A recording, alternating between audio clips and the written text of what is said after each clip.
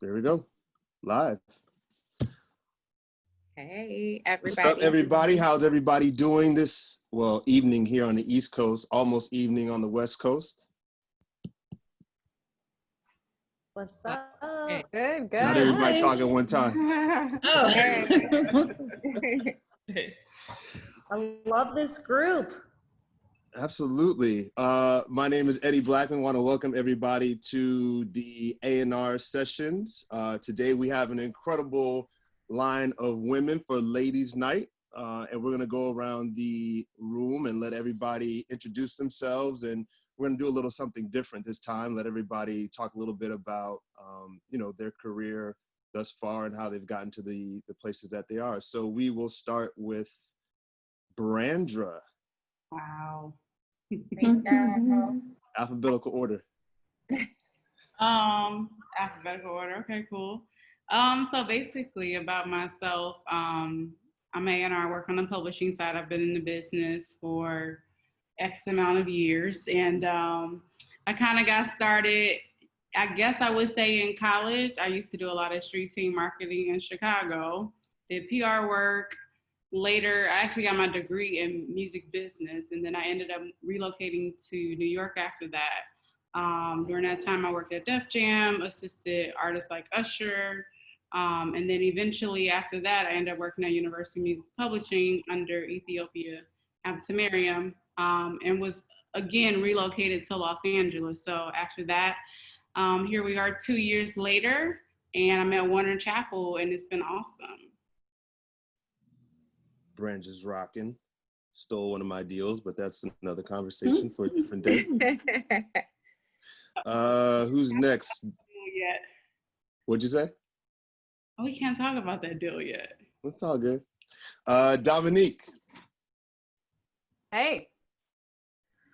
So my name's Dominique. I actually, if I could say, starting in the business, to be 100% honest, I wanted to be an artist as a teenager, and which I think is kind of secretly quite a few of us, but very quickly realized that that wasn't the path for me, and that I found so much more interest in, what everybody else was doing to have a vision for artists and what it would take to get them off the ground. So I think at that point, I really just, being a girl in Orlando, Florida, wanted to be an A&R, of course, not necessarily knowing what that was or really how to get there. So just doing everything from working in concert promotion to, again, street teams to, artist management, just pretty much anything that it would take to kind of meet people and get my foot in the door. Eventually I founded a showcase series called Leaders of the New Cool, which has been an amazing tool to both meet people, but also showcase artists very early in their career. And then from there, just building relationships, also worked in management for artists like Q-Tip and Divine Council. So everything from legacy to up and coming. And all of that led to A&R consulting with Epic, and then now full-time with Warner Records on the A&R side. Cool. Thank you. Next is Jennifer. Hi, guys. I'm Jennifer Drake from Sony ATV Music Publishing. I got my start actually working for DJ Drama and sort of like coordinating all of his album credits and working as assistant, sort of booking his shows. And then went to work for Warner Brothers Records under Orlando McGee. Worked on the State versus Roger Davis for Gucci Man. That's where I met Mike Will and became familiar with like TDE. From there, I started doing events, planning events, and I would always just sort of like take care of the artists and the managers, and then fell back into music at ASCAP.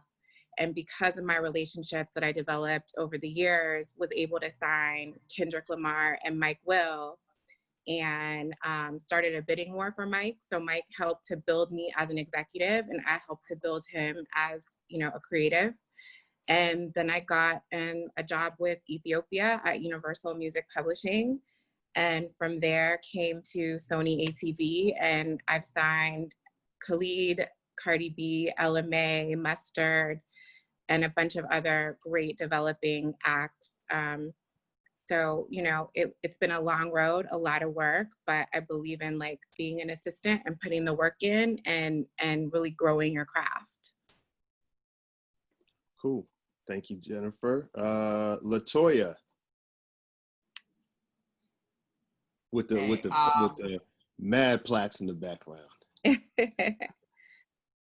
Hi, my name is Latoya Lee. I'm VP of Creative A&R at Atlas Music Publishing. Prior to Atlas, I actually been doing music since I was a kid. I grew up singing, rapping, writing, producing. I played the saxophone for 7 years of my life. My stepdad had a record label and recording studio. So every day after band practice, school, basketball practice, I would be in the studio. By the time I was 15, I started running the studio. Then when it was time to go to college, I decided to stay in Atlanta, which is where I'm from, and go to school so I can really focus on, you know, really doing what I wanted to do after college. So while I was in college, I started interning. One of my internships was at Patchwork Recording Studio, which is one of the big studios in Atlanta. I was a part of this thing called I Do Music. We used to do at Apache every Wednesday. So from doing that, I started to gain a lot of relationships. And while I was there, I actually wound up meeting someone from Convict and becoming an assistant to the SVP at Convict when I was still in college. After I graduated, I found an artist that, you know, they wanted to sign, and then I went from being an assistant to an A&R. After a couple years there, I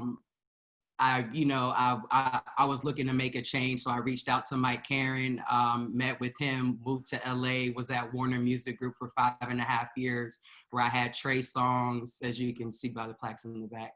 At Trey, I A&R Trey Songs. I signed Cranium, who's a dancehall artist from Jamaica, LA, Sabrina Claudio, after 5.5 years there. Also doing Fast and Furious 7, 8 soundtracks, Suicide Squad. After being there, I decided that I wanted to, you know, branch out in the A&R space, but more so into the publishing side, and that's where Atlas Music Publishing came into play.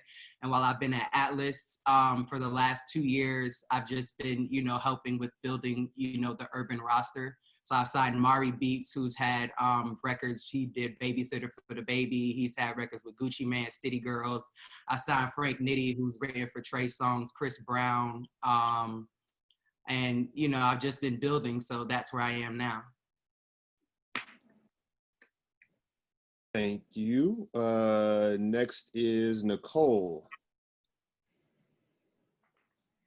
This is gonna be long, guys. Talk your shit. I love it, Nicole.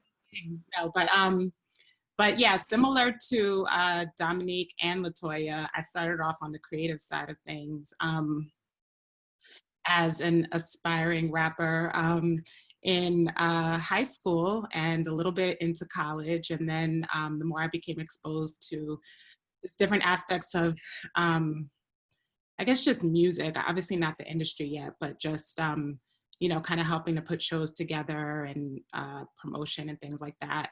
I just became more curious about potentially pursuing a career in music. And so that's when I started interning. And I started interning actually at Elektra Records. You know, great experience, great entry point in the industry. At that time, you had artists like Busta and Missy, and I was working for a really amazing woman, Emily Artie. She's, you know, was the first person to hire me in the business. And at that time, Sylvia Rohn was, you know, the person in charge. She was the chairman there, I believe. I'm not sure, but she was head of Elektra at the time. You know, so for me, that was just, it was great to start off, you know, working for women and kind of seeing women in the roles that I was aspiring to. So it really was eye-opening for me. And so I think that's when I kind of became, I was always a credit junkie, loved music, exposed to music. And at that time, I was just trying to figure out, you know, what what were the jobs, what were the roles that were available. And at that time, I thought I wanted to be an entertainment lawyer. That was me trying to marry having a traditional job, but also be in music at the same time. And then again, just the more that I learned, the more I started to just kind of learn about what the options were. And that's when I really set my sights on becoming an A&R. So Yanli actually was the person who connected me with the manager of the Neptunes.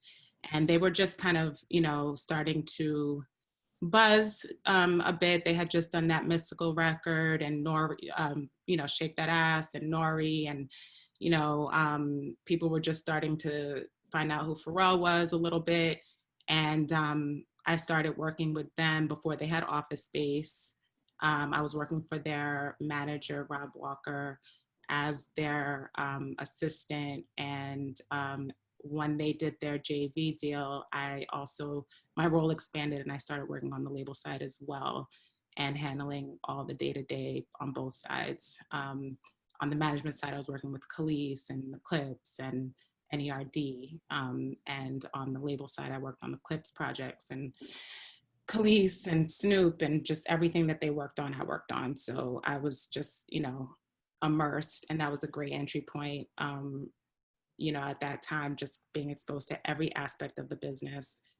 And I just, you know, continued to grow, but at a certain point grew out of that role and moved on to then work with Rich Harrison. He had a joint venture at Atlantic, and I helped. That's when I really kind of got more into artist development. I helped put his group Rich Girl together, launched another young artist he had at the time. However, 2008 happened, or 2009-ish, and the label folded. And so at that time, again, I was trying to get closer to working with artists and working more hands-on and being more creative. So I found out about a role open in LA, and that was the role at BMI. And that's what brought me out to LA. I was doing writer-publisher relations there, and it was a great time to come out. I met, you know, Kendrick, all the TD folks super early. At that time, while I was there, I signed Schoolboy, Wiz Khalifa, Mac Miller, Janae, a bunch of different artists, worked very closely with the creative community in LA, developed really great relationships. And fast forward, started working with a person that I'd known for years, Benji Grimberg, who runs Rostrum Records, which is where I am now. That's where I'm an SVP of A&R. And really the focus since I've been there has been kind of molding, working with a lot of developing artists and kind of building out the label some more and you know, molding it, you know, into molding the roster. So that's been my path. Like I said, it's long. Your resume is impeccable. Who's next? Nikisha. Hi guys, I'm Nikisha Bailey, originally from St. Louis, Missouri. Brandra, St. Louis. I've been in the industry about 10 years. Like a lot of these ladies, I started off on the creative side. So I played bass for about 12 years. I actually went to college to study jazz performance. After my first semester in, realized that I did not have the dedication and time to be a full-time musician, but knew that I wanted to work in music. So I switched my major to audio engineering. And so I graduated with an audio engineering degree from Webster University. I lived in St. Louis up until I was 22 and knew that I kind of either had to go to one coast or the other, you know, if I wanted to really work in the music industry. So I picked up everything I had. I moved to New York and I got an internship at Sony Studios with like the guys in the mic locker. So like, you know, training to be an engineer. So after about a year there, I realized it was very hard to become an engineer and kind of like turned my sights to other avenues working in music. I applied to internships at a few labels. Atlantic Records called me back. I actually started in the video department. So I was there for about 2 semesters. A job opened up in A&R admin, and I applied, and I got the position. I worked for Lon Regaba, who's now the GM at Atlantic, for about 4 years. From there, I went to Universal for about 3 years. Atlantic asked me to come back about 2 years ago. And then I recently came over to APG, which is a parent or a smaller label under Atlantic, earlier this year. So I always like to think of my story as like, I entered this decade as an intern and I left as a VP to kind of like, you know, synopsize my journey in the industry. It's been very long. A lot of times I was like, why do I do this? But looking back, I'm thankful for like every experience I had. I think it helped shape me to where I am now. I'm a newly elected governor of the Recording Academy, and I just became global chair of diversity and inclusion for women in music. So I feel like this is my time to actually like make some real difference in the industry for people that look like me. And I'm thankful for people like you, Eddie, you've kind of been with me like my whole career from like, you know, start to end. So thankful for you like creating platforms like this. Of course, thank you. I was gonna say something, I completely lost my train of thought. Damn, it'll come back. Next up, Sammy. And before Sammy starts, I promise you, I know how to spell her name. I don't know how my phone autocorrect and made it Sammy with no E.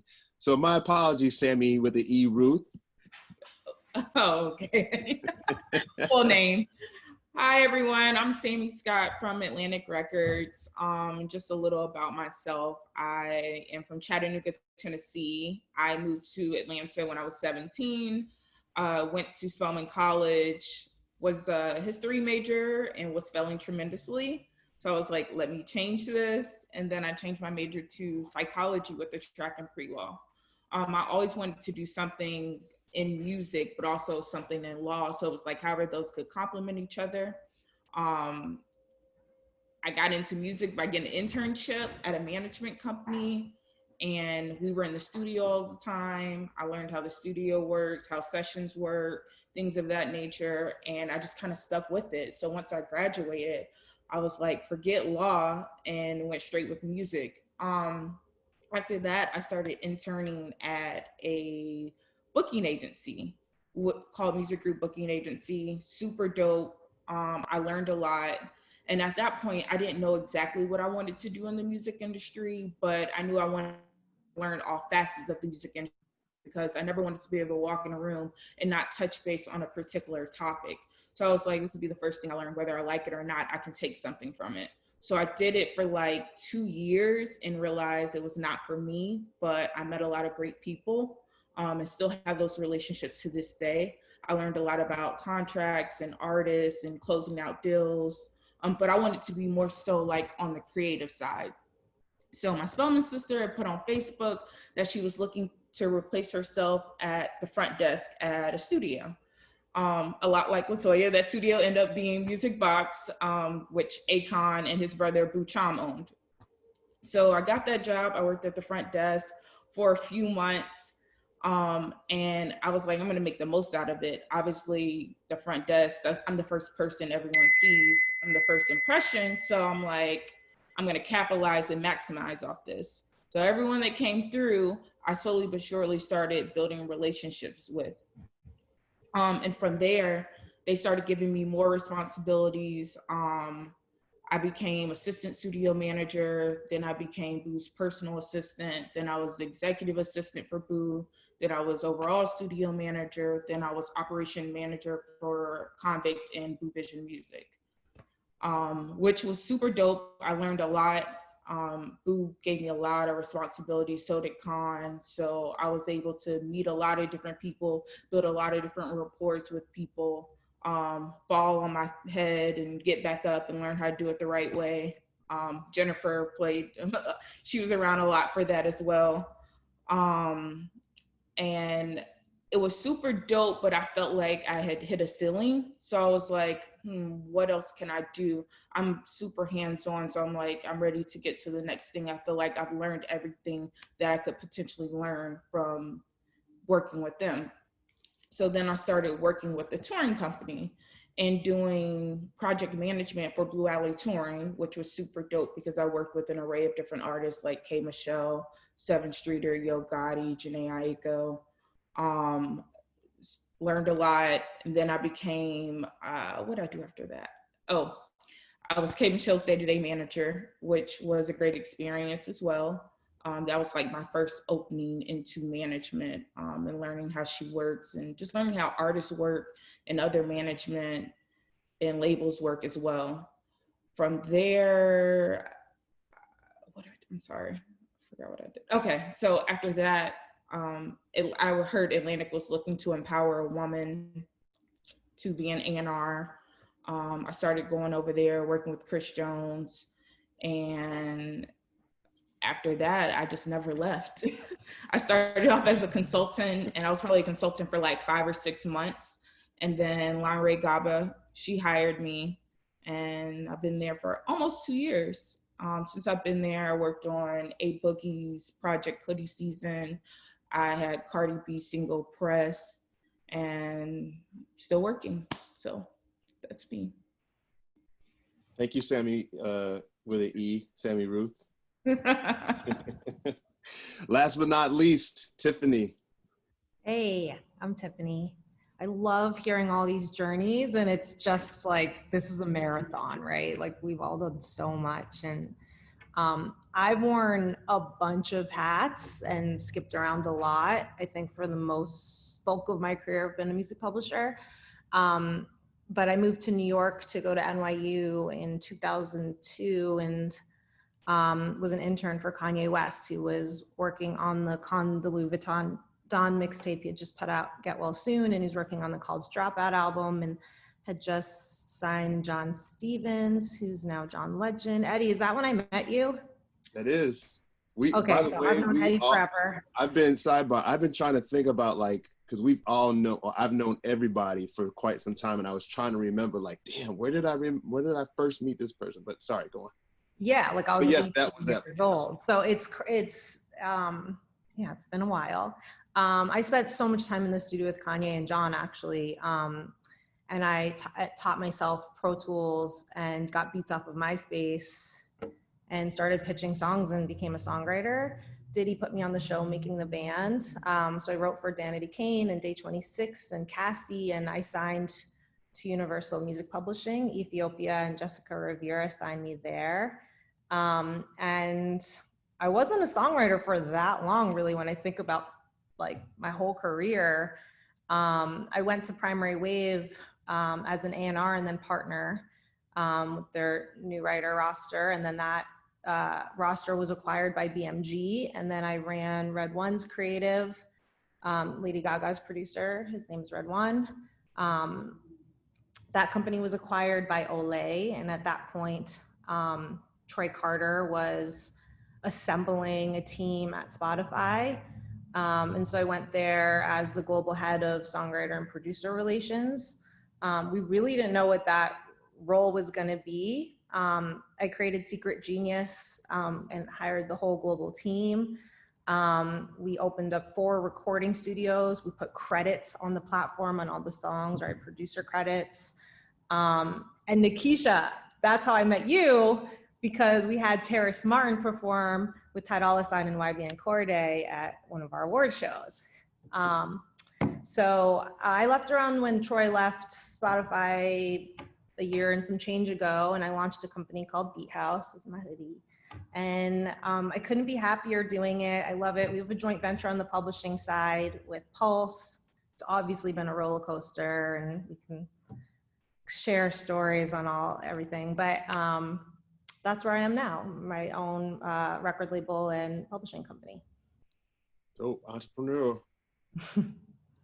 Well, thank you everybody for going around and telling, your respective stories. I thought it was important because a lot of times we don't really get into the depth of that. Everybody just sees that this is the name, this is the company that they work for, this is the title, but obviously the journey, as somebody mentioned, is definitely a marathon, and it's important for people to understand that are trying to get into this business that it is a marathon. It's not something that happens overnight. Normally I would start asking questions, but there was some discussion points that you all raised that I think that are very important, and I really want to let you all lead that conversation. And I want to start with Nicole, because she brought up something just in terms of how the role of A&R has changed over the year, and I'll let you go with that, Nicole. Oh, hold on. Am I posing it, or am I like getting it going? Get it to go, get the conversation going. Yeah, I mean, I thought that was an interesting question. I think, it's, our role is continuously changing. The industry as a whole is in a constant state of change. The question recently has been, of course, how are we adapting to what's going on now, which, I'm sure is going to come up at some point. But I have been, my general kind of response to that has been that I think the nature of our industry is one that, just requires us to be super creative and innovative, and to always, every day that's part of our job is making things happen, making something out of nothing, on a daily basis. So I think to a certain extent, we're kind of, this is just, our makeup, not only as an industry, but just as individuals, So I think that although obviously, we're affected, I think that we're also the folks who are going to, be most able, most capable to, figure things out, because that's how we're working regularly. And just in terms of our role, I mean, our role has, changed tremendously since, and I refer to it all the time now. Like, there was a time where, when we wanted to sign artists, the artists had to come into the conference room, blow us all away. We didn't have, there wasn't any data, there weren't any stats or anything. I mean, maybe at that time it was like, oh, the artist is getting some spins in their market and they're doing shows and things like that. But, it was really just like, what happens when that person walks in the room? Are we captivated? Do they have that star power? Whereas now, it's okay, how we're looking at numbers, we're looking at metrics, and, just really trying to find, I think, really just trying to find that happy medium, of, yeah, like indicators that this is going to be successful, but also career artists, people where there's going to be some longevity and there's true talent, not just something where, it's kind of based on just, people who are really savvy when it comes to the internet, you know what I mean? So yeah, I mean, I think our role has been in a constant state of change, and we're just continuously adapting. So that was my standpoint. And I just thought that, it would be interesting to just kind of see like what stands out to people as like, and how that, like, what the challenge is, that comes with that, the constant change. Who else wants to jump in? Nicole, you brought up some great points, because one of the things that you touched on was like making things up as we go. And I think the role of an A&R, or just any executive in the music business, is very entrepreneurial. So you have to be able to adapt and change. It's like, maybe being in a boxing ring where you just kind of got to anticipate when the punch is going to come this way, and you got to kind of like, bob to the right, bob to the left. It's always changing. And I think the spirit of what we do is, being able to evolve and to kind of like, but still hone in on that feeling, like our gut, you know, and going along with what we feel internally is like right, and how we should move forward. So I think it is always changing, and the role is always changing and evolving, especially in terms of how we discover talent now based on Spotify and all the DSPs and, you know, all of the numbers. But there is still an element of it, I think, as an A&R that I try to hold on to, which is, how does it make me feel? How am I connecting with this? What is the culture saying? What are people talking about? How is it moving the culture forward? So it's like, there is that change, but I also feel like a lot of the women on this call who I've worked with, the majority of you know, we all still stay connected to the culture and want to make sure that we have our pulse on like what's happening and how, you know, as the evolution occurs, that we're still tapping into the true essence of like the music, you know? Yeah, and I mean, just definitely to touch on what, you know, Nicole and Jen both said, you know, I mean, I started off at Warner in 2012, and this was like before, you know, like Spotify, I think was like just starting to, you know, kind of like become a thing. But it was probably after the Trigger album in 2014 is like when DSPs, it was really starting to go towards streaming, because the difference in how we rolled out Trigger versus Tremaine in the non-DSP, you know, world to the DSP world was completely different. And I think that, you know, in the, like, just like Jen said, it's like, you know, I'm very much so still in tune with how it makes me feel, but I still make sure that I call my friends back home in Atlanta who were DJs, who were on the radio at this point, promoters in the clubs, and ask them like, yo, is this popping? Have y'all heard this down there? You know, like, I'm very much so still in tune with, you know, hearing, you know, being able to hear a record and be like, I think this is going to be next. Let me know, if, you know, what you guys think.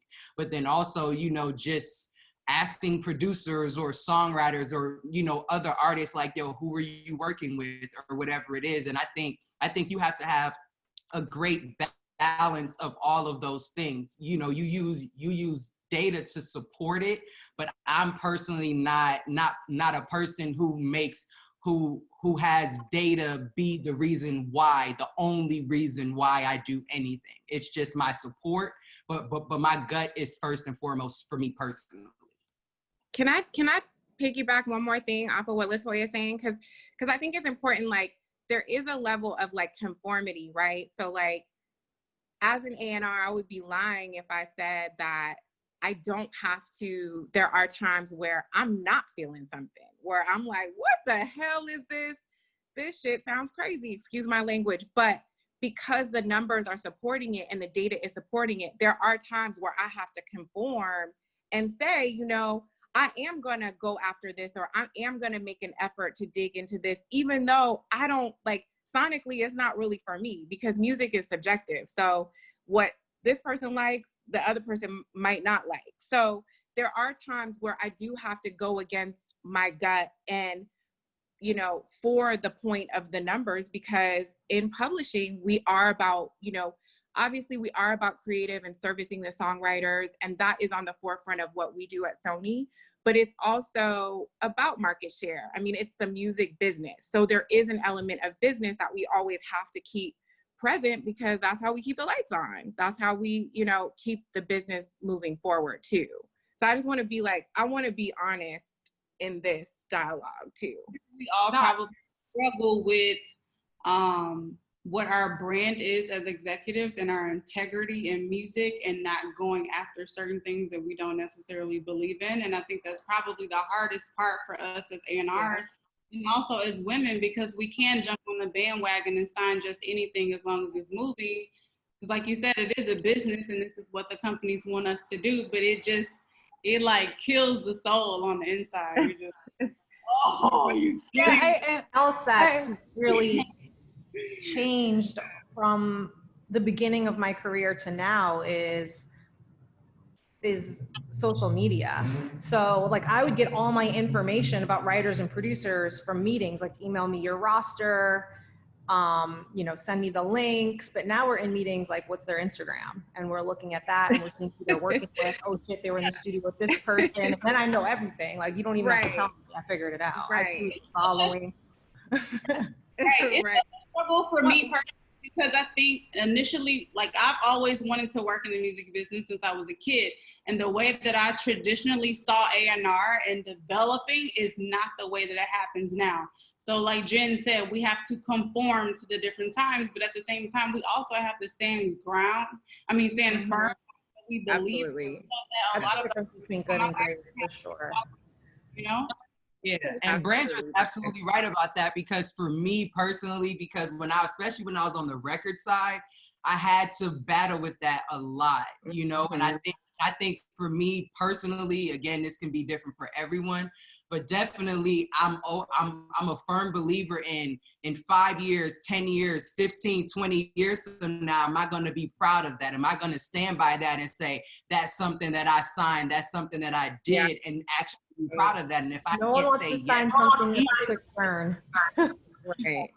Yeah, I also think with even if it's like Jen said, you know, like just conforming just a little bit, I can say, well, hey, I rock to that in the club still, so I can, you know, I'm okay with it. But I know that I kind of like that song, even though I don't really think it. I like that song, so I can go with that, and I can say to them, hey, kids, I did that. You know what I'm saying? When it gets popping on TikTok 20 years from now. I have a question. Can I ask a question to the, because I'm a publisher, like me and Brand are publishers, and I know Tiffany's a publisher too. But on the A&R side, like Latoya and Sammy, like how is that when you come across, when you're putting albums together? Because a lot of times I'm working on projects, like different projects, but putting albums together, how is it like when the label wants you to rock with a song first and you're like, what the heck, you know, is like, how is that process, you know, trying to, you know, pick the single, but you know what you like, and then the label has a different idea. And I mean, it can become super complicated because I'm kind of like you said, I agree with the conforming to an extent, but in the same breath, like, how are you going to tell me when I'm in the streets? I'm in the streets, I'm in the club, I'm with the artists in the studio. So it's like, I hear you, but I'm here to stand on the table for my shit. If I'm bringing it to you, I wholeheartedly believe in it. And I got to have the artist back because that's my job. So I think there's also something to say about the amount of control that we all have as executives and what we decide to promote. I mean, granted, the music business is not as controlled the way it was 20 years ago. And so I think we battle with the whole idea of like, this is popping with the kids, but is it necessarily good for the culture? And because they are so young, do they understand how bad it is for the culture, and do they even care? Yeah, man, listen, I personally always say that consumers don't know what they want until we give it to them. And even when we give it to them, they still don't know what they want. So you just have to just put whatever you're feeling, put whatever data supports what you're feeling in the marketplace. And that's just personally how I feel about it. Yeah, I mean, also when it comes to like trends and things like that, you know, I mean, it's easy to kind of like off and be like, oh, this is here today, it's going to be gone tomorrow, or not place too much importance on it. But, you know, I mean, trends are culture, you know, like as much as we might be like, that's true. That's true. First time I heard someone talk about, oh, this is a song for Spotify, right? Like we're used to being like, oh, this is like radio. Like that's when I was like, oh shit, okay, here we go. No, I mean, I'm always having those internal conversations too, but I've had to say like, okay, it's not for me, it's for whatever age group, it's for whatever, but it's still part of culture. So it doesn't mean that I kind of turn my back or just wait for it to be over. You know what I mean? And like, I think that's one side that's like a growth as an, sorry. Yeah. Sorry, I cut you off, Nicole. I think that's one thing that's a sign of like growth as an A&R, because you know, like for me, I love jazz music. Like I'm a jazz musician, like to my core. But you know, I work primarily in urban and hip hop music, which might not be my day to day, but I know it's my job to bring, you know, the creative's vision to life and to work with the team to put out a product that like best fits what my artist is trying to do. Also, you know, you have a team around you where it might not be for you, but if you're playing it for like someone younger in your team and like, oh shit, this goes hard, you know, all right, so maybe there is a market there. So I think, you know, the longer you do this and like, you know, you learn that like you have people around you, you can rely on their ears, and you can even like if you have younger kids, what are they listening to, you know, to get a gauge on what, it might not be a fit for you, but it does work, you know, in the market and for consumers. Yeah, Go I ahead, just want Dominique. to, yeah. Go ahead, Dominique.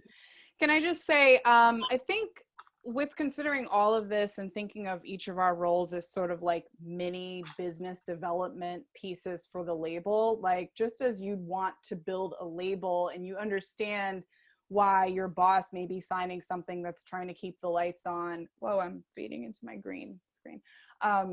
Just as your boss is going to keep, you know, a rotating array of artists that we may all not be crazy about, I think you have to build up your own roster sort of in the same way, where you're going to have some things that you sign based on it being undeniable on the data sense. And of course, you're going to want to have some kind of connection to it, but you know, that's just a smart move for you. And then that affords you the luxury of having both, you know, the types of artists that you just know you can make into an immediate star, and then, you know, the ones that might take 2 years to develop, but you've got them in your pocket and you're just working with them constantly and it's out of complete passion. I think, you know, looking at yourself in exactly the same way that the larger label is looking at building their business is so important. So I think that's kind of a lot of what you all have touched on.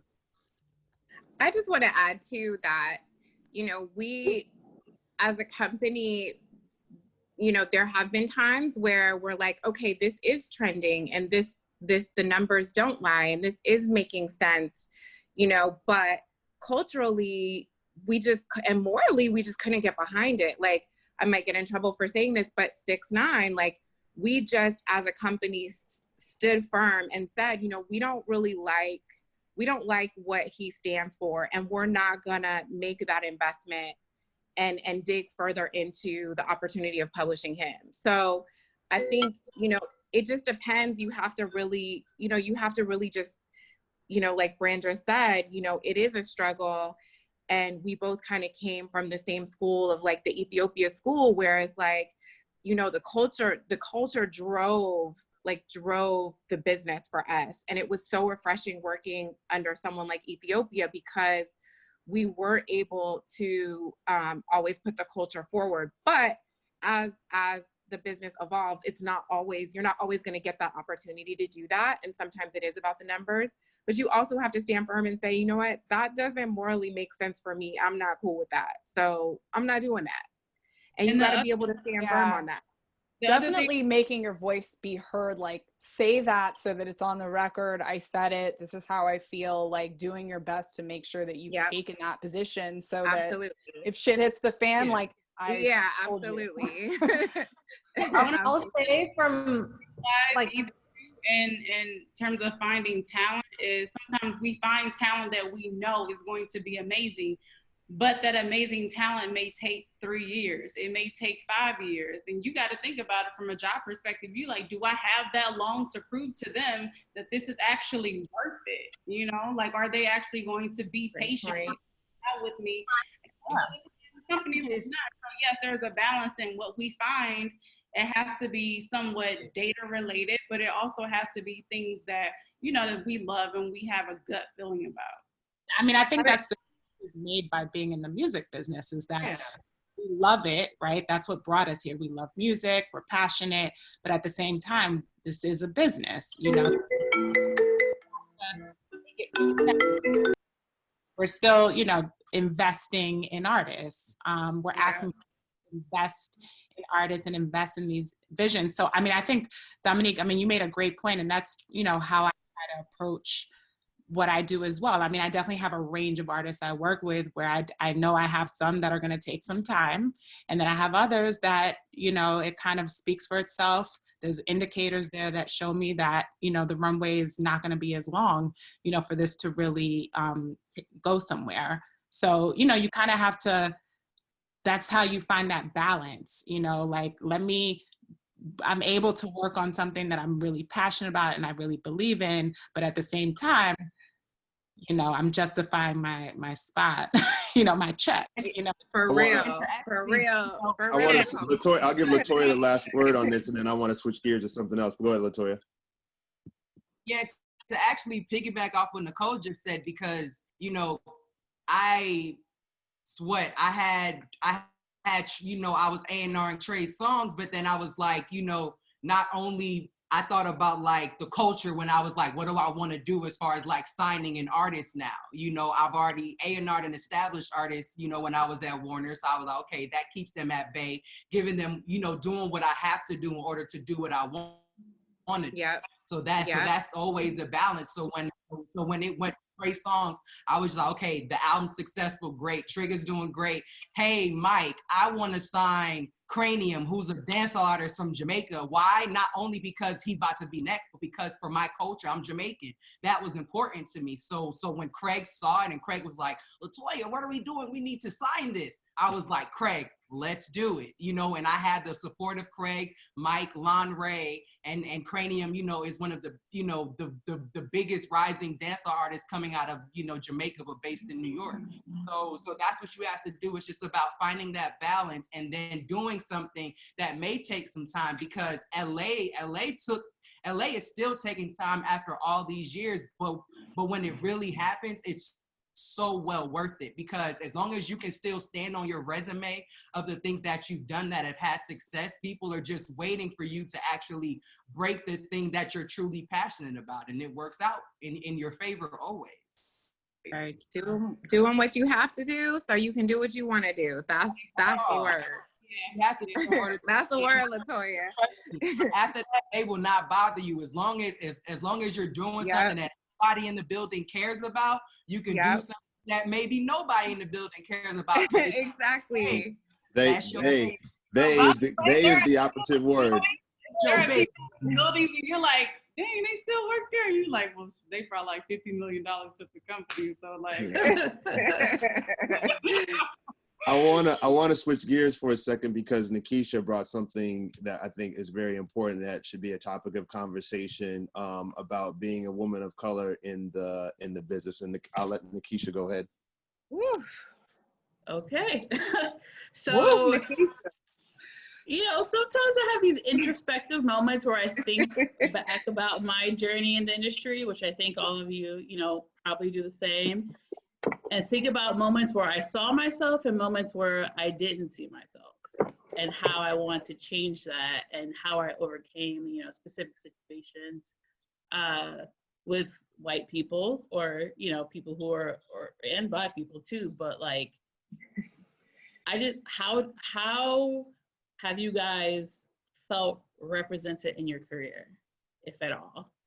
And if you have, and if you haven't, like what are some of the things you guys are doing now to help change that narrative? It's interesting for me when I speak with people, because I've always worked for Black people my whole career. And I know that's kind of rare. And I think I've had people come to me and be like, yo, that's really rare. Like, it's really hard, but the support is completely different, you know? I've had a very brief time where I had to report to someone that was not of color, and it's a drastic change. And so from my perspective, I think it's a little bit different. There's just something about like your own, and I think even with every culture, when there's somebody that's your own, you embrace them a little bit more. But I also think that we got to do a better job too of embracing other people and people that want to come up in the business. In terms of just being like a Black woman executive, sometimes I feel like, oh, it doesn't matter. And then sometimes I'm like, yeah, you're emailing this person, but I just sent you 5 emails, and now you're getting back to me, you know? And I've had people tell me like, oh, you're a woman, it should be easier for you to talk to men. And I'm like, that is not the case with everyone. There are a lot of misconceptions like that. I think for me, it's been, did I interrupt you, Brandra? I'm sorry. No, you're good, no. No, just to piggyback on what you were saying about some days you're very cognizant of being a female executive of color. For me, it's been an age thing. I think when I was younger, I was more like, it doesn't matter, it's not who I am, it's not, you know, I'm an executive first, I'm not a female executive, and I was on that. And then every single year, and I'm still learning every day, because it's just, it's something I walk into every meeting with now, like in the back of my mind, where it was really not like that when I was younger. I'll say this because I know it's always a really tricky topic and people don't like to talk about it, but there's still colorism that still exists amongst people the way they see you. I've seen people that will gravitate more towards someone of a lighter complexion than they will other people. And I see that a lot. It's unfortunate. And it's not a lot of people, but it still happens. And I think that we think that like, okay, we're in 2020, people don't see color, but like obviously what goes on in the world is a reflection of what we do in the business too, so. I think at one point I was the only woman of color A&R at Sony ATV. This was before John Platt came in. And that struggle was just real, because I think there were 2 heads of A&R who are women, Jennifer Knopfel and Amanda Hill, who like super embraced me, just being a woman in the business. But to think about, you know, how big Sony is as a global company, and their offices like all over the world, again, prior to John coming in, and I was the only woman of color, like as an A&R person. It was just, to me, it was just very like ridiculous. And I think part of what we can do is providing opportunity. So like a lot of the interns that would come in would be white. And so we started hiring more women and interns of color. And my new assistant is now, she's a woman of color. And, you know, obviously not seeking that out, but wanting to provide opportunity to women and, you know, people who are not as represented in the business, because there is a voice, there is something to say. You're gonna understand the culture a little bit differently if you live the culture and you walk in the shoes culturally.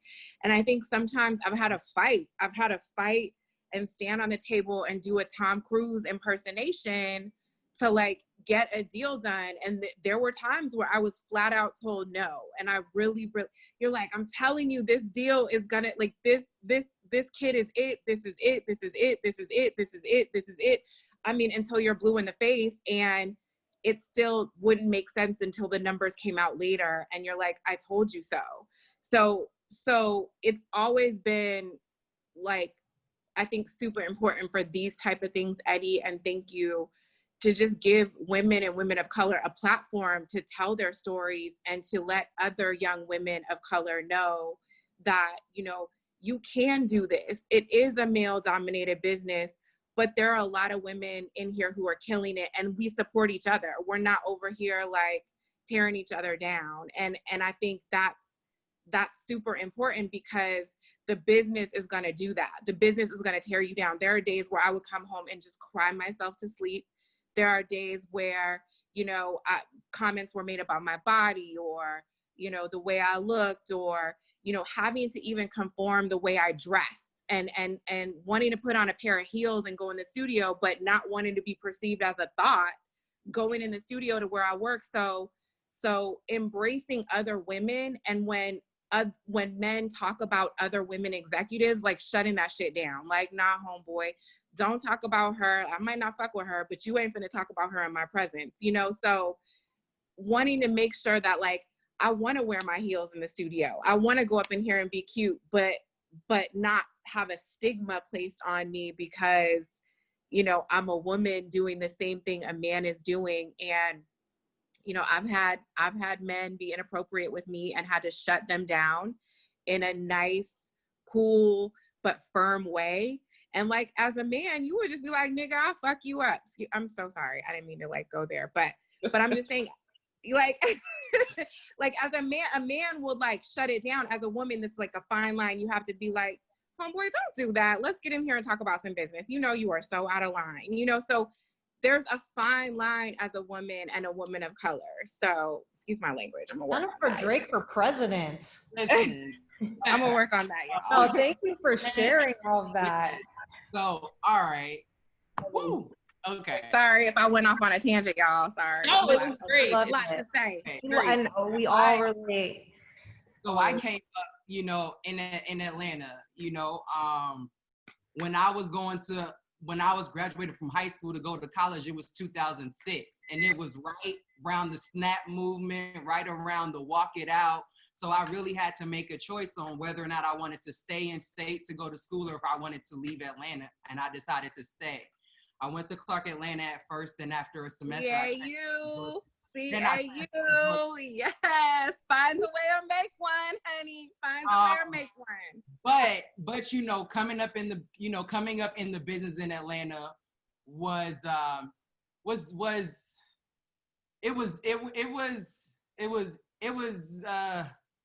difficult at times. Because in the South, it's very different than it is in LA or New York. Men can be very interesting.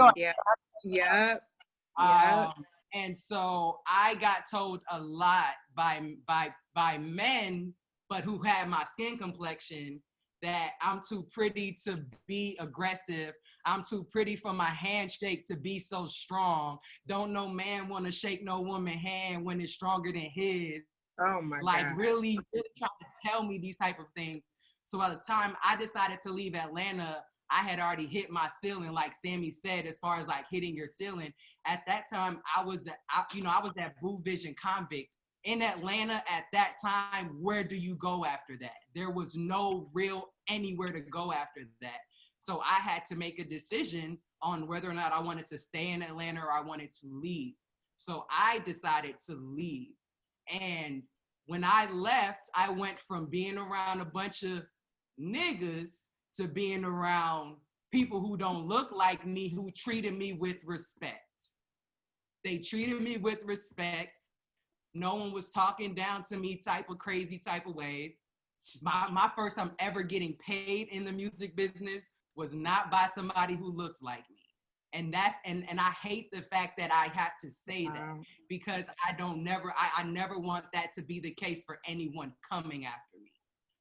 And so that's why in my career, I've always said to myself that in order for me to really have the sense of accomplishment and achievement when it's all said and done, it's going to be me having an organization that gears towards young girls, specifically girls who look like me between the ages of 10 and 14, who want to be in entertainment and don't know about women like us who have careers like ours.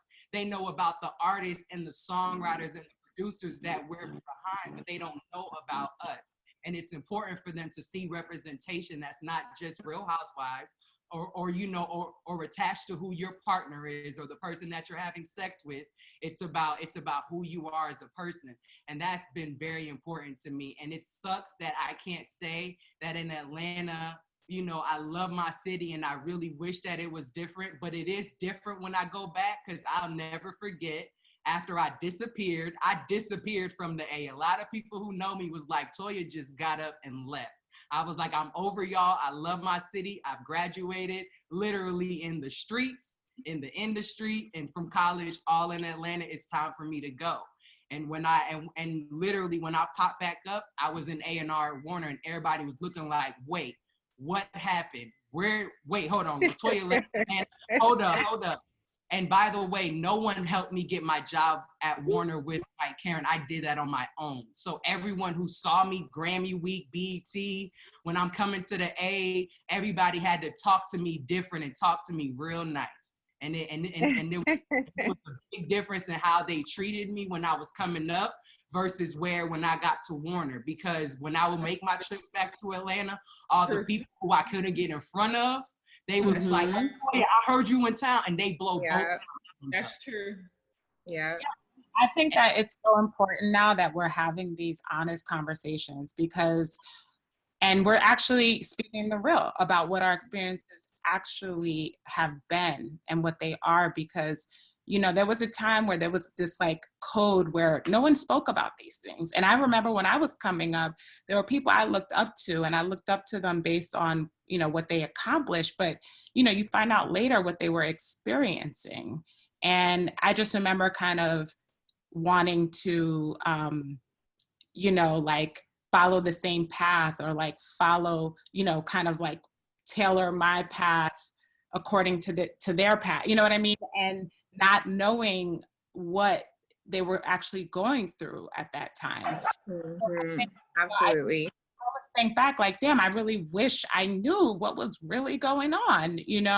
Maybe it would have impacted, maybe how it would have made me more aware of what to look out for, instead of having to learn the hard way on my own, so having these conversations, that's what we're able to do. We're letting people know that, number one, we're going to talk about it, versus a time where people did not talk about it.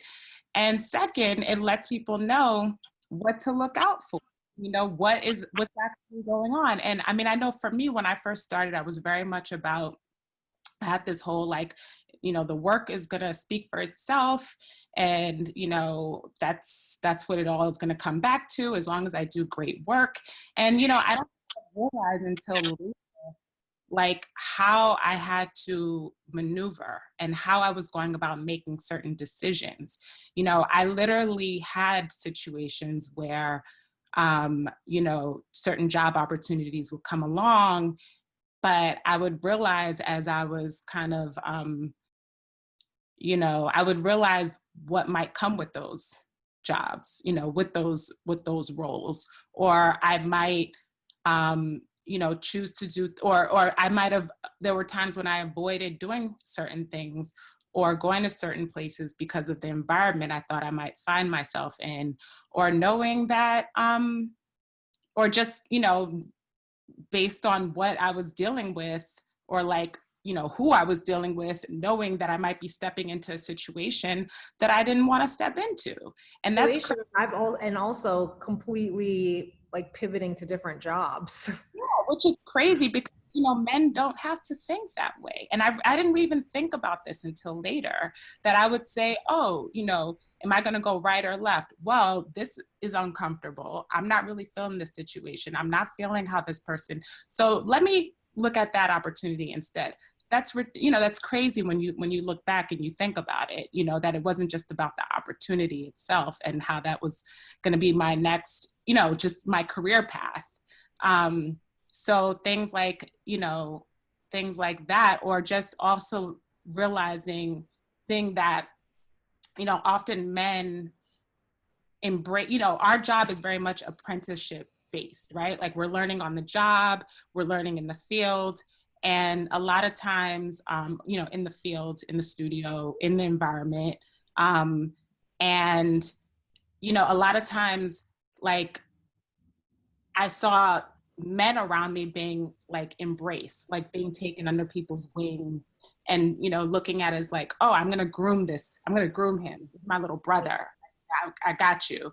And it's like, why that person and not me? You know what I mean? And again, these are the kind of things I didn't notice until later, where you kind of see how things play out and you're like, that's interesting, So yeah, I mean, those are some of the things that that we experience, I think, as women. And, you know, I just think I'm very aware now of it. And like you said, Tiffany, it's like, I'm aware every day, like of who's walking in the door, who, you know, and like just of how that impacts the space I'm in, you know what I mean? And how it's going to affect different different situations. And I think it's just so much better to have that awareness, because it just makes you so much like smarter and stronger, you know, versus having this kind of like idea of what you think should be happening, but you know what I mean? So yeah, awareness. And also you touched on you know, the fact that we need women to look up to as we're coming up, and unless we, you know, for me personally, I needed to see it, right? I would look at other people's careers and be able to aspire to that. And even now, like, okay, so when we first started getting in lockdown and it was like, we're quarantined, it felt like quiet for a minute. We're all like, oh, I guess we're like taking all day naps now. And then it was like, oh, like I didn't know till I started like checking in on my girlfriends in the business. And they're like, girl, I've been on Zooms all day. I'm like, oh, am I supposed to be on Zooms all day? Like, okay. Like, I love that, that now I think we're more cognizant of each other in the business. But before, when I didn't know anybody, I was definitely looking up to E and looking up to Sylvia and being like, okay, but like, who else, right? So, you know, it's just really important, I think, for all these aspiring A&Rs and A&Rs in the chat that are saying, you know, how did y'all get to where you at? It's like really like following and knowing the other women in the business. But I want to segue. I'm sorry. Go ahead. No, I'll give Dominique the last word, and I want to segue to something that Tiffany stopped on. Yeah, all I was just going to say was that it's not lost on me that in a lot of ways, you know, if I'm looking up to another woman of color, she's probably at another company. I've had very few experiences where there were more than one of us in a company. And I almost, you know, envy, you know, for whatever the downsides may have been for working in organizations that were predominantly Black, it's still, you know, the feeling that has to give, where if you're speaking on something cultural, you're not just first having to explain yourself, then give the background on it, and then just constantly feeling like half of your breath is wasted on bringing people just to where you are on a baseline. When every last one of us, I'm sure we could, you know, give an example and we all know what we're talking about. So, you know, just making sure that we're doing whatever we can, whether it is being more intentional about interns or people that we're mentoring so that they can be promoted within, so that our coworkers are actually other women of color, and we're not just like having to meet up with someone who works at another company to connect. I think that just makes such a huge difference. I want to say one thing, Eddie. Go ahead. So even to what Jen said, Dominique has said, and Tiff, you know, all said, is that when I was at Warner, when I really looked around, I realized that, and I'm not talking about publishing A&Rs, I'm not talking about Black women in publicity, marketing, I'm talking about women in record A&R. I was the only Black female at a record label as an A&R. We had plenty of Black women in publishing, plenty of Black women in marketing, publicity, brands, partnerships, all of that. But when I looked around to the point where Julie Greenwald had to point it out to me and say it to me herself, and I literally looked around and I was like, wow. But I'm talking about specifically even with, you know, the generation that I'm coming up from, you know, Brandra, Sammy, our, you know, like our generation of, you know, female executives, you know, I really was like, wow. So basically, you know, I'm in like my mid 20s and I'm looking around, no Black women my age were A&Rs at any record label. And Julie Greenwald had to say that to me for me to realize that. And thankfully, you know, it's 6 years later, and I look around, there's Black women A&Rs at Interscope, you know, Def Jam, Dominique's at Warner, you know, we have women at RCA, like all these different companies, but that wasn't the case 6 years ago. Like 6 years ago, as recently as that. Right, right. Business went backwards because I remember being in college, visiting Interscope, and there being like 3 Black female A&Rs at the time. And then after that, there was like a gap. And I don't know if it's because the reach back was just different or what happened. But the crazy thing is, Brand, they know, they're very aware that we are a scarce commodity throughout all of these companies. They are very aware that we are not present. And that's why they're starting to try to add us little sprinkles of us now, you know, like doing all that now, but that's because they're feeling the pressure that they have to. Before, like you said, when you were in college, you saw it, and then for some reason it was like a little downtime where they were like, oh, we can kind of get rid of the niggas a little bit. And then now they're like, let's start sprinkling back throughout the companies again.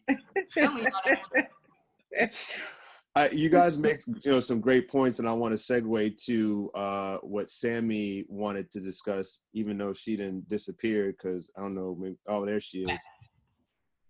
I was gonna take your E back.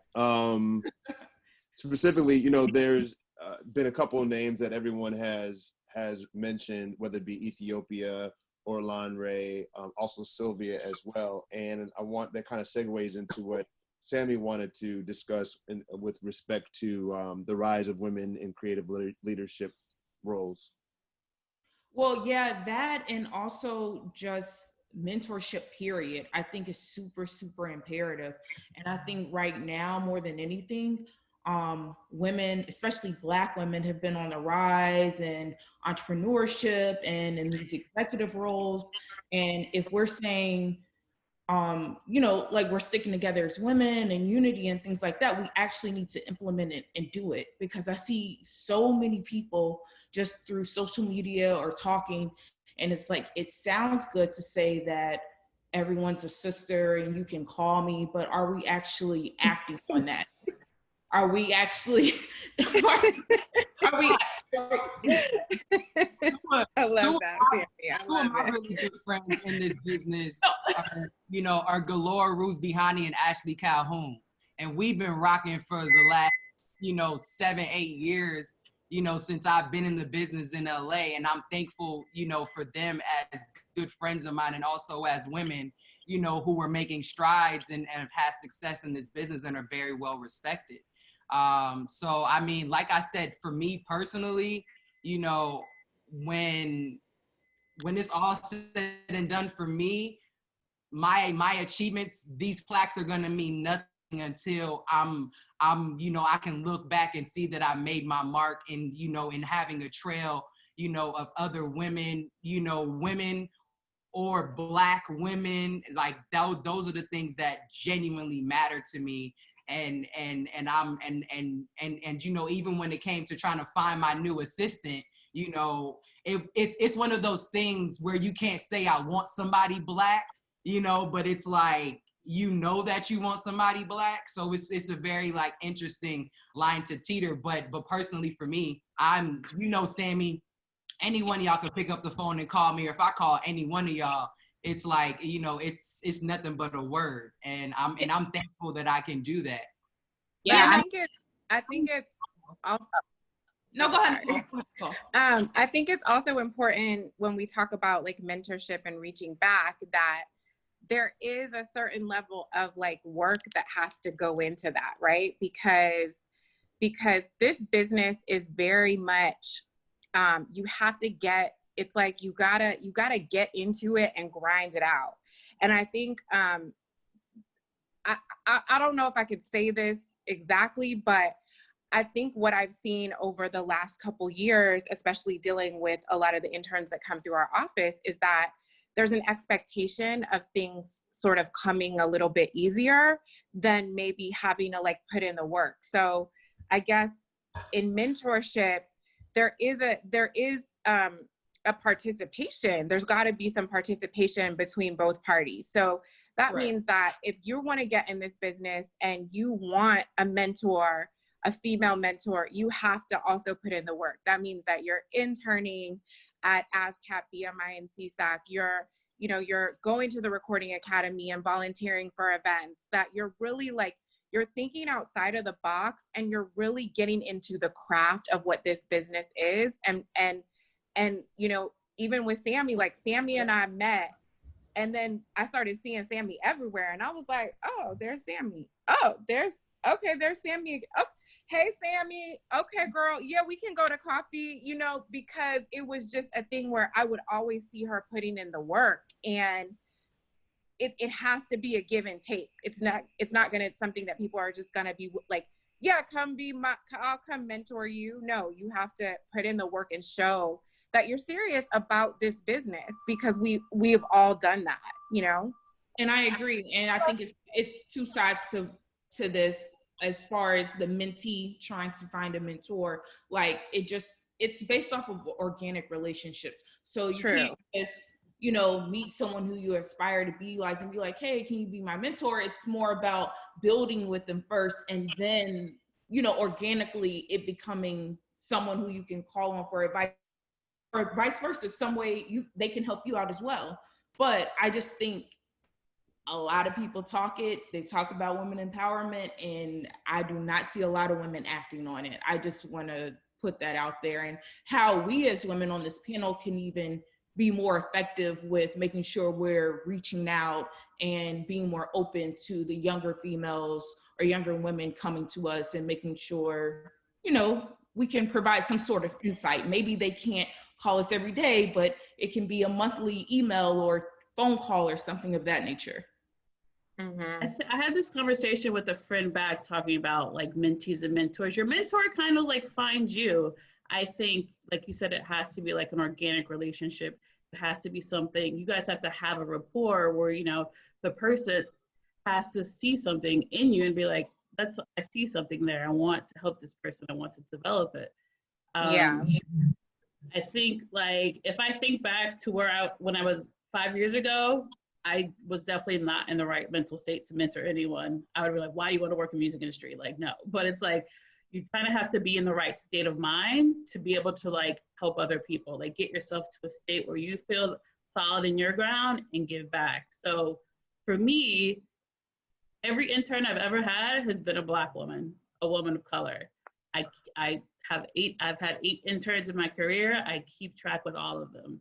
Whether it's like, we might talk once every couple months, we might Skype, we might get a coffee, but I make sure to make the time to find time for them. Because I think back to my career and what I wish I had had growing up, but I didn't have someone who I could tap into like that was a Black woman. Like, my mentor is Riggs Morales, but he took the time to get to know me and to see the work that I did and to want to build that bond. So it's like, you have to kind of like be to a place where you're able to mentor someone, and just kind of make that commitment to like wanting to help this person and wanting to help people along their journey. Yeah, I mean, Brandra's experience, I actually had I had a really unique experience when I first, started out, because I started off, my very first internship, I was working for a Black woman, a Haitian woman at that. I'm half Haitian, so the label was ran by Sylvia Rohn at the time, and then I basically worked for Black bosses all the way up until my current position. And I definitely had women who, recognized my like hunger and saw that I was willing to work really hard, and who, like invested in me. Like, Yanli was the person who introduced me to Rob Walker, who managed the Neptunes. I busted my behind working for her. I used to work like, you would think I was making 6 figures as an intern, the way that I was working, I mean, you could put her name on it. I mean, and that's the thing, as a mentor, I mean, it's like part of it is obviously giving guidance, and it's also helping, people to, in terms of just like career opportunities. But yeah, I mean, you being willing to do the work and, you know, seeing that, us being able to see that, you know, what you're willing to do, it really goes a long way. I mean, that's what it did in that case for me. And then, you know, fast forward, when I went to work at BMI, I had known my boss at the time, Catherine Bruton, another Black woman. I knew her from, you know, 2 jobs prior, from when I worked for the Neptunes. And she took an interest in me, you know, like she would fly me down, just have me help with the awards. I didn't work at BMI, but, you know, she just would bring me out and we developed a rapport. So when when the role opened up in LA, she asked me, you know, I mean, it was still a process to get out there and to get the job, but she definitely extended the opportunity to me. So, you know, I mean, those were examples of, again, I don't even know how much I appreciated it or realized how unique that was at the time. But, you know, again, like later in life, you look back and you're like, wow, I was really fortunate. And for me, you know, from day one, it was always going to be important for me to help, you know, my own. And so for me to have, the minute that I'm in a position where I can hire or I can make an opportunity available to somebody, I mean, I'm definitely, you know, to me, it's important for us to have representation, especially for what we do. This is all, you know, culture. And so it's important for us to be in the room. So I'm definitely always making sure, like, any support, you know, that the support team, my assistant is currently a young Black woman. She's super dope, you know, and that's what I've tried to do. Like the minute that I was able to, that was important to me. And I think that that's what we have to do. Like you said, I think, Dominique, you said we have to be intentional, you know, about that. You know, when we talk about mentorship, sometimes, and Jen, you definitely touched on this, there is a bit of a, like, can I skip this step? It's like, I think it for every industry, there's an ingredient of like hustle and fearlessness that's needed to get to a certain level, but that's especially true for the music industry. When I was at Spotify, and that's a company of thousands and like, I mean, I don't know how many employees they have now, like 4,000 or something. So I'd say across all the territories that we had offices in, my email was flooded with young women wanting mentorship, using that term, or advice and things. And some of them were like, you need to go to HR. Like a lot of them were like, you should just go straight to HR. Like you know, I think they felt like there was nowhere else, like, oh, like, you know, I was a global head and it was someone that they could talk to about things. And it's like, I can give you career advice. I'm not it's an HR issue. So I just wanted to bring that up too. Yeah. And I think I'll let Latoya and Sammy have the last word, and then we should take a few questions.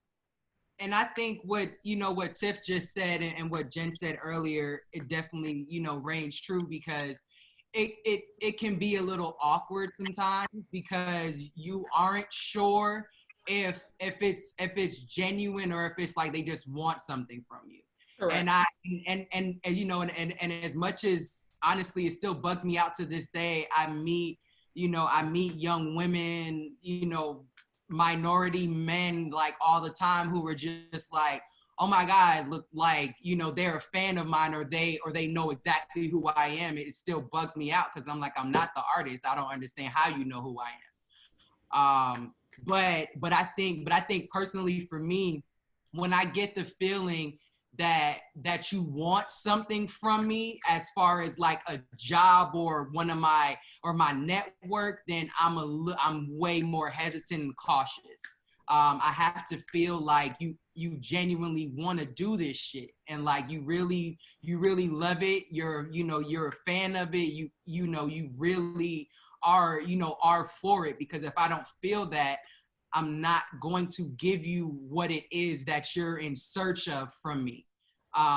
Because I'm not going to be the person that's just going to put you on just to put you on, because I worked my ass off to get here, you know, and I'm very grateful for the route that I took.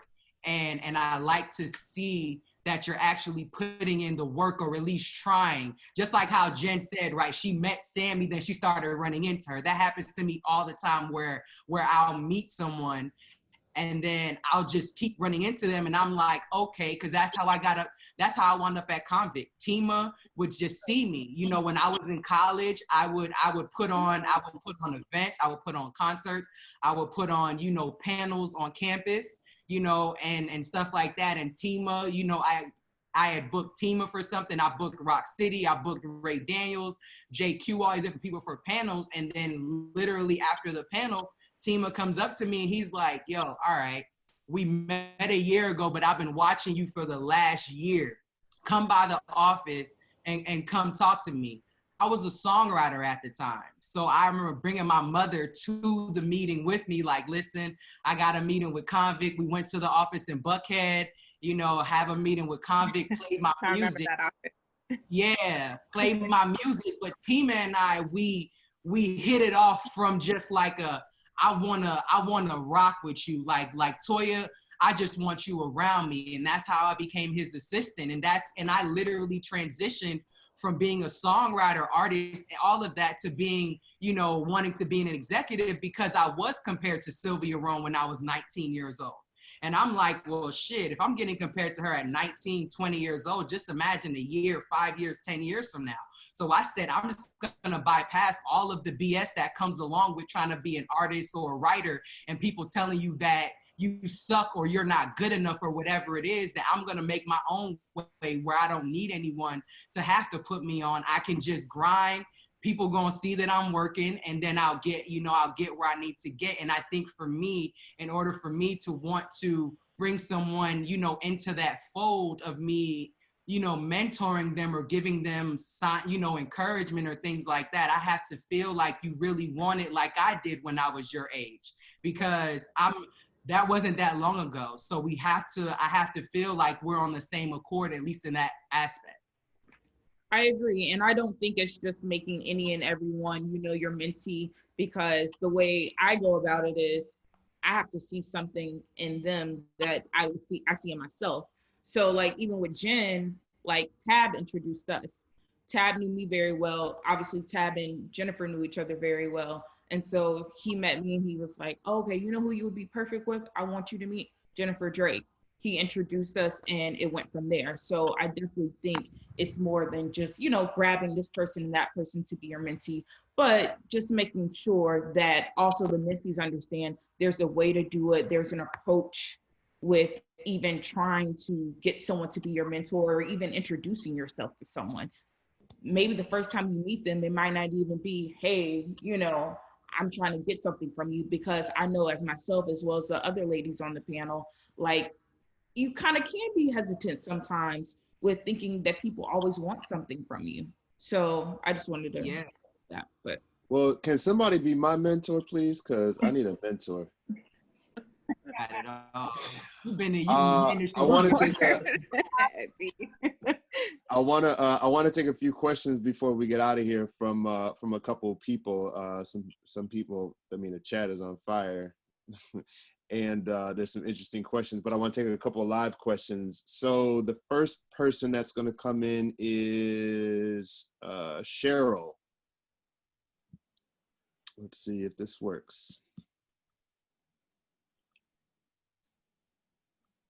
Hello. Hi, Cheryl. Hello, how are you?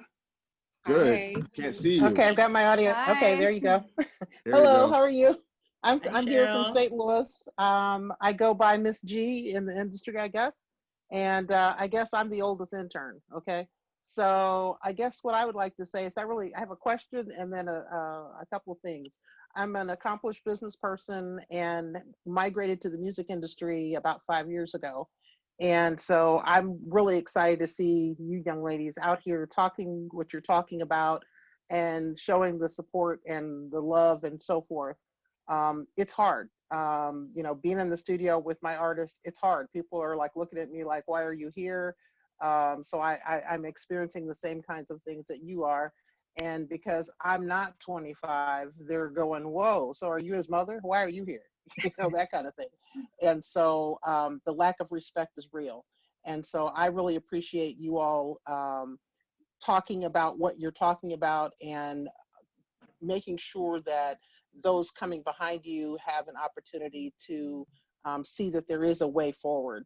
The other thing that I would say is that as women, I think, not only do we have to look to the youngsters, if you will, but also look to those that perhaps aren't younger. I would love a mentor as well, because I'm trying to grow and develop an artist. I'm in St. Louis, Missouri. There's not a lot. I shouldn't say not a lot. We are building or rebuilding what we have here.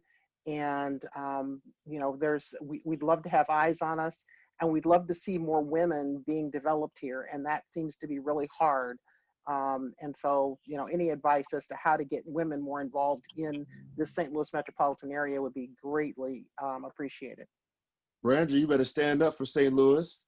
Nikki too. Hi, Cheryl. Nice to meet you. Nice to meet you too.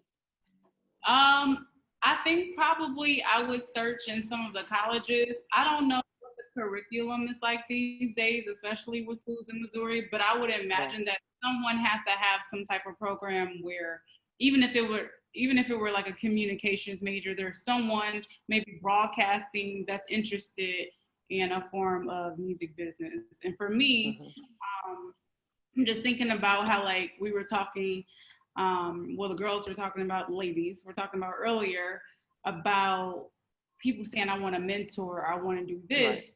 I feel like those people, if they are hungry enough, will find a way to find you. Yeah. Right? Like, I remember sitting at the nail shop in St. Louis, and the summer was coming and I had no internship, and I was like, the only thing that was happening at the time in St. Louis was Nelly. And so I was, the only thing that I could do right now is to make a cold call to the office. And in my head, I was like, yeah, of course, I'm going to be an intern. And when I called, all of the internships were full at the time. And so basically, I was a part of the NCNW, National Council of Negro Women. And because I was a part of that organization, the lady ended up calling me back, making me like the 5th intern, which was entirely too much at the time. I ended up getting my foot in the door because I was persistent. My work has sort of paid off for me, right? And it was like that natural connection. So I think that people will find a way to find you. Sometimes I feel like when we put it out there, it's just like you may get anybody, that loosely wants it. And I think for all of us, we found a way to get to it. Like there was no plan for me. I was always going to be in Los Angeles working in the music business. Yeah, that's kind of where we are too. It's like, we've decided we're going to do this. And so we've put 4 years into it and we're going to do it. So that's where we are.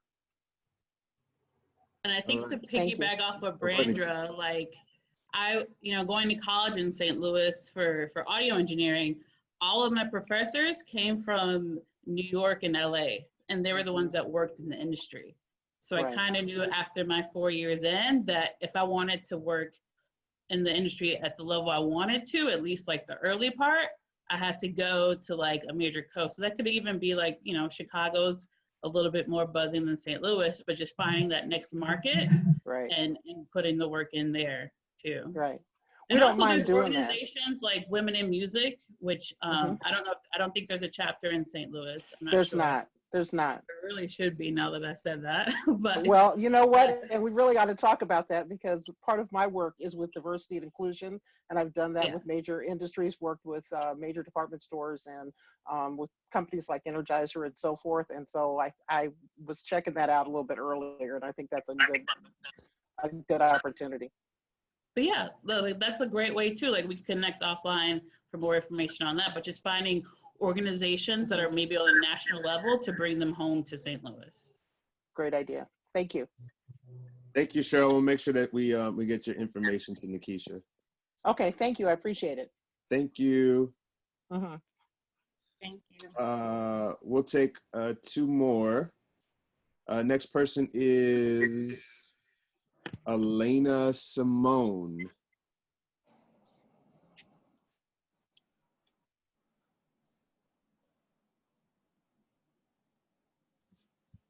Hi, Elena. Can't hear you, can't see you. There we go. Turn your camera on. Jesus. There you go. Hi. Sorry about that. So pretty much my question for everything is, I'm a singer-songwriter, excuse my attire. I'm at home clearly, but I'm a singer-songwriter. We're all at home, don't worry. We're all at home. You know, so I was just kind of wondering, I've initially been doing this for like 3 years. So I've been engineering myself because I got tired of asking people what to do and what to help me. So now that I'm starting to like get my footwork into like the industry network and the behind scenes, my question is like, what is the most important thing to continue the relationships that I'm acquiring?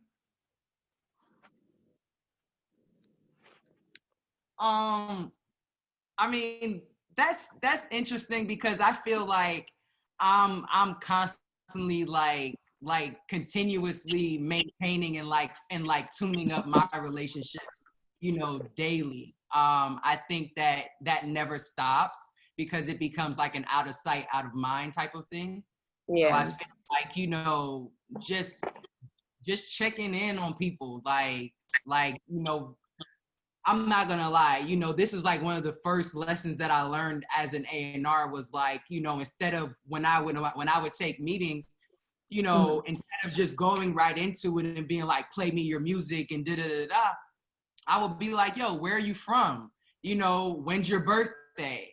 Yo, did you grow up, you know, with siblings? Do you have siblings? And just get to know stuff like that, because people genuinely do appreciate when you see them and you say, yo, how's your son? How's your daughter? How's your sister doing? I know last time you told me that X, Y, and Z, and people appreciate those genuine interactions. So that way, when it's time to work there, they actually want to work with you and make some shit shake. But you know, a wholehearted relationship, especially if you don't have a lot of things going on, you know, and like you're still at the level that you were at, you know, that's how you have to do it. And I still do that to this day. I still check in on people. Yo, how you been? Last time I saw you, you said this, you know, everything good, it got worked out, whatever. People genuinely appreciate that stuff. That's true. You have to maintain your relationships like every day. I think at one point when I was transitioning out of my job, I was getting my master's in public health, and I was transitioning. I had quit my job. I dropped out of my master program, and I like went to go work in entertainment. I didn't know what I was going to do. I just started calling everybody I knew that worked in business to see like what they had going on, what were they working on? Did they need help with anything? You know, like Latoya said, it's a constant. I think that's like a major part of what I do now is just checking in on people, calling, reaching out to like people in the business to see what they're working on, what's coming down the road, and just finding any reason to stay connected, really. Okay, so wholehearted relationships. Okay. I mean, one more thing to add to that is like not counting people out, right? Because so I've worn so many different hats that first of all, like my needs are different, right? So if I'm a publisher, I'm like, I need to know all the producers and the managers. And then it's like, now I have my own company. I'm like, I need to know brand people that I like wasn't paying attention to before. Or, so I think that, but then also we all told our stories at the beginning of this, and our journeys are so long. And, you know, there's been amazing come ups, you know, and so we just don't want to count anybody out and keep all of our relationships. Yeah, and then piggybacking on Tiffany, I think a lot of people think that you have to network up. You know, a lot of times you reach for someone that's like over you, but a lot of your networks, good one, that too, have the same like level as you. So if I think back to who like I started with, who I was working in the studio with, who I was interning with, a lot of those people have stuck with it and are like running, you know, entire DSPs and stuff. So it's like, think about who maybe is in your city or who's around you, up and coming artists, other songwriters, people who own creative agencies who you can build with now and continue your journey for the years to come. Yeah, I'll never forget. I was a part of Grammy U when I was in college in Atlanta, and I went to a Grammy U event. If you're not a part of Recording Academy, join the Recording Academy. So yeah, I'm based in so let me know. Because you can't complain that you don't get nominated if you're not voting. If you're not a part right, of that part. So anyway, so I went to an event at Clark Atlanta that JQ was on, Kendrick Dean, who I'm still friends with to this day. JQ was on, Carrie Hilson was on. I was the biggest Carrie Hilson fan in like 08, 07. Like I was like the biggest Carrie Hilson fan, just from a songwriter perspective to an artist perspective. And I remember walking up to Carrie Hilson and being like, hey, I would love to connect with you. And she literally said, hey, this is the person to know, and pointed me at Ethiopia. And that was my first time ever meeting Ethiopia. This was like in 08. And so I always took that lesson, because when I met Ethiopia was like, all these people in here, these are the people that you need to be networking with. And that's the one thing that college, again, I'm not saying everyone got to go to college, but that's the biggest thing that college taught me, networking skills. And I will be on your head. Like I was always at all the events, anything that was on campus, I was there. Like people knew that if there was anything entertainment related, Latoya was going to be at the event. Where are you based? I'm based. I'm in Atlanta. You're in Atlanta? Girl, you better go. You better holler at ASCAP and BMI and all the studios. Go get an internship at the studio. Like that's like Phoebe made a great point where she was like, I work the front desk. Like I remember working as an assistant. I wanted to know. I was like, yeah, put me on a text, put me on this. I wanted to know everyone. Like getting that FaceTime and connecting with people. I mean, after Corona is over, but go get involved in some more of the studios in Atlanta, because everybody's there. They're all going through there. I've been trying to dig into more studios and send me some music. And trust me when I tell you, because I'm the person that will ask you, you know, what writers and producers that you know that I know like are around like the same range as you, and I'll ask you those questions because yeah, it's cool to know Mike Will and it's cool to know Esther Dean, but do you know who the next up are? Yeah, who they like, yeah, right. Yeah. And did you know Nisha before Nisha became Nisha? I knew Stara. Yeah. I knew Stara when Stara was still, you know, in her hometown writing songs in her, you know, in her bedroom. That's how long I know Stara, and Stara is, you know, the amazing songwriter and success that she's had now. Nisha was at was it NYU or like at the Clive Davis School in New York? And now, you know, and now look at where she is, and she's only a couple years in. So you have to laterally, it's very important. If you know football, when you throw a lateral, you have to network laterally, because it's cool to know me, but you should probably know my assistant, in all honesty. I mean, listen, the assistants are the key, like knowing the assistants. Like even to this day, I make it a point to know assistants. Like I want to know them. I want to work with them because they're really like the gatekeepers. But you're in Atlanta, every like QC is there. I mean, LDRN, like there's so many different, you know, Sony is opening an office in Atlanta. I mean, there's so many things happening. So in Atlanta, you're in the like right place, you know? Yeah.